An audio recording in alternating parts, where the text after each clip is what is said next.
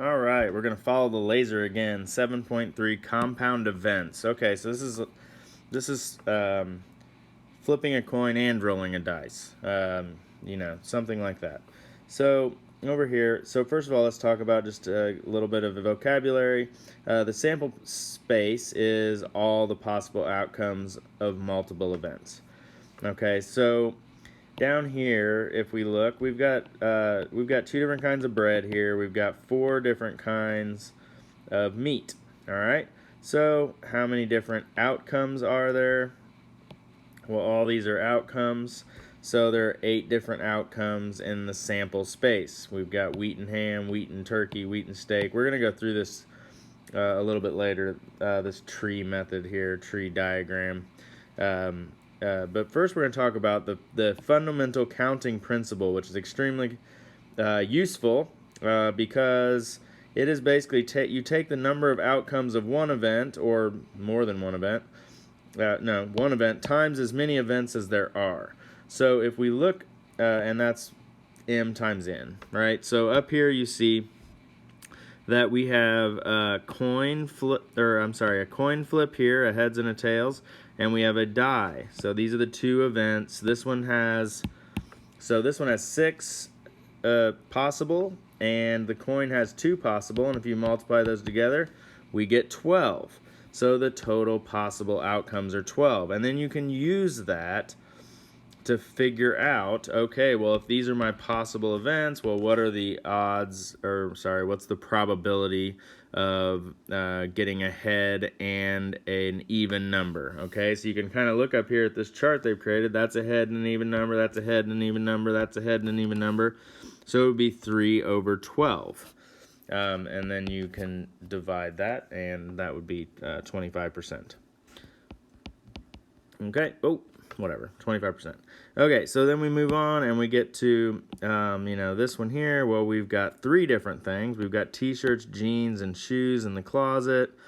Identify the total outcomes possible that we could have. So, blue shoes, yellow shirt, light blue pants, whatever you're doing here. So you could make 84 different outcomes because there are 7 shirts and 4 jeans and 3 shoes. So 7 times 4 times 3 that means that there's 84 different things, different combinations. Some would be good and some would not be good because you probably don't want to mix them all. But anyway, kind of interesting. So, okay, that's all I have to say about that.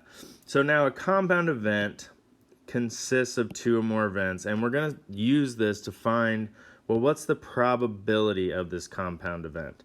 So in this example here, there are 2 favorable outcomes, and we talked about this.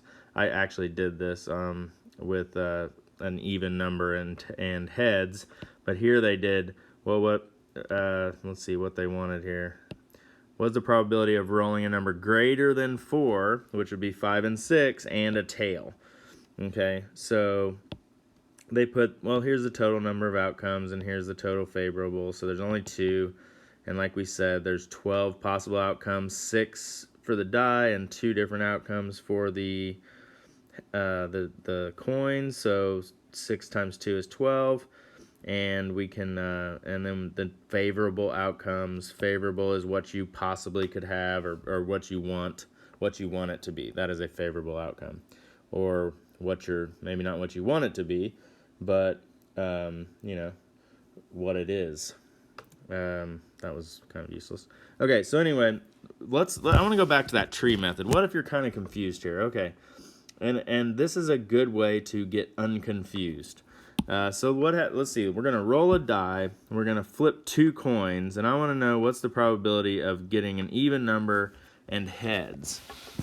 And maybe with all those different things happening, that gets a little confusing. So you can make that tree, and here's how you do it. So you have the die, and the die is numbered 1, 2, 3, 4, 5, 6. So the first thing I do is roll the die, and I could get a 1. And then the second thing I do is flip, we'll call this flip number 1. And then there'll be flip number 2. Okay? Now, the first die, so when I roll the die, I could get a 1. And if I get a 1, then I'm going to flip the coin, and I could get heads or tails. And if I flip a 1 and get a head, then from there I could also get a head or a tail. And then on a tail, I could also get a head or a tail on the second flip. Or I could roll a 2. And if I roll a 2, the first flip could be a head, the second flip could be a tail, and then head, tail, and this is going to get a little tight. You want to use a little bigger span here. And this could be a head or a tail, and then this could be a head or a tail, and this could be a head or a tail. So I don't get you guys too confused. So just for the first 3 possible, and this isn't so I think where I see people get confused is this is not the first time you roll the die and the second time. This is if you get a 1, then the second time you could get a head or a tail, right? So I roll the die and there's a chance I get a 1, there's a chance I get a 2, there's a chance I get a 3. So this is just going to map out all of my possible outcomes. So then over here you write down outcomes and you start to list them. So I could have a 1, a head, and a head. So I can put 1 head, head. Or I could have a 1, a tail, and a 1, a head, and a tail. So 1 head, tail. Or I could have a 1, let's change color again. A 1, a tail, and a head. So 1, a tail, and a head. Or a 1, a tail, and a tail. So for each number, I have 4 possible outcomes.